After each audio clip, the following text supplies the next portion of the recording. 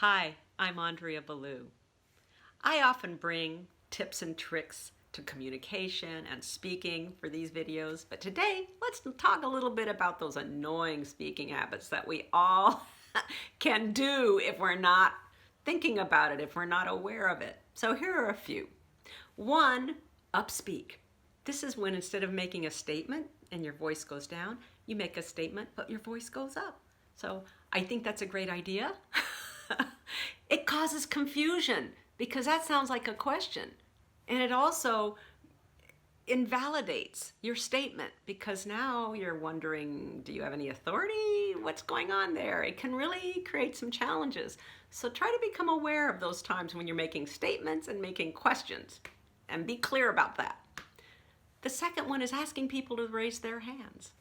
That's great if you have a question that's really relevant and compelling and going to add to the conversation, to the presentation. But if it's obvious, like, who here likes it when the sun comes out? That doesn't really add anything. And if you do that too often, it can become annoying. And the last one is thanking people effusively and thanking everybody you've ever known. Yes, express gratitude to your audience.